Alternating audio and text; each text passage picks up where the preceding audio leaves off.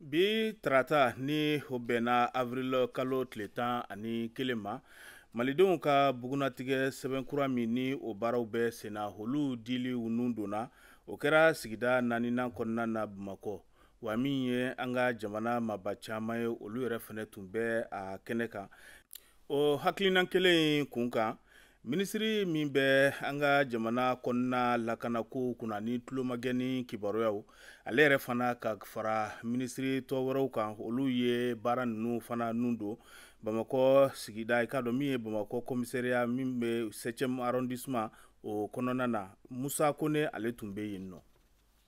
Jamana kɔnɔdenw n'u bolofɛnw lakananiko minisiri, muso, den ani denbaya kunkanko minisiri, ka fara minisiri ɲɛmɔgɔ kɛrɛfɛ minisiri kan min ɲɛsilen don jamana sariyasun yɛlɛma baaraw ma. Olu de bɔlen filɛ k'u ka bugunatigɛ sɛbɛ lakananen sɔrɔ n'o ye carte d'identité nationale biométrique sécurisée ye. O waleya in b'a yira ko bugunatigɛ sɛbɛ kofɔlen in dili baaraw daminɛna. Donc ani carte nina kɔni furancɛ ka bon kosɛbɛ. Effaceli o kuma t'ale la, a karila o kuma t'ale la. Durée de validité tun t'a la min tun b'a to an ka maliyɛn minnu bɛ tunga la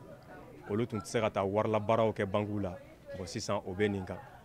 Donc a nana ka na carte nina corriger k'a remplacer. Foyi ma jɛ an y'a information bɛɛ ka ɲɛ bi kɔni komi bi y'a daminɛ a baara taabolo kɔni ka ɲi fɔlɔ a ma défaut y'a la komi ale de bɛna bila a bɛɛ nɔ la u ka fɔcogo la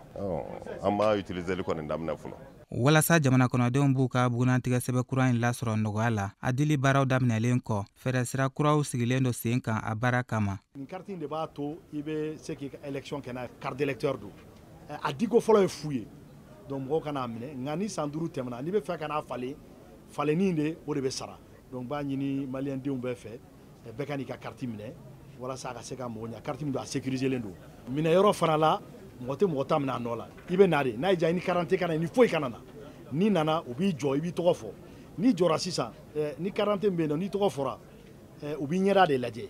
machine b'i ɲɛda lajɛ après i bɛ sɔrɔ k'i tɛgɛ fana d'a kan ne de don a ma si k'a fɔ e do bɛ e tɛ machine b'a yira k'e de don i ka carte bɛ d'i ma i b'a si i bɛ taa n'a ye site internet min bɛ ko je valide mon INA.ml o bɛ yen o kɔfɛ an ye fɛn wɛrɛ kɛ min b'a to mɔgɔ bɛ se k'u ka carte sɔrɔ lafiya la n'o ye numéro SMS ye téléphone o téléphone b'i bolo a kɛra Malitel a kɛra Orange a kɛra Telecel ye o numéro SMS n'i y'a ci a la a bɛ se ka f'i ka carte i kan ka sɔrɔ nin yɔrɔ in na o kɔfɛ numéro vert fila fana bɛ yen i b'o numéro wele o b'a to i bɛ wuli ka t'i ka carte sɔrɔ a yɔrɔ ɲuman na ni fili t'i sɔrɔ o bɛ mɔgɔw lafiya a carte ɲini yɔrɔ la. A yirala ko nin numéro bɛna bugunatigɛ sɛbɛ kura in lasɔrɔli nɔgɔya jamana kɔnɔdenw ma n'o numéro ye 80 00 80 80 walima 80 00 82 82 o ye weleli ta sira ye min ye bataki ta sira ye o numéro ye 76 223 ye.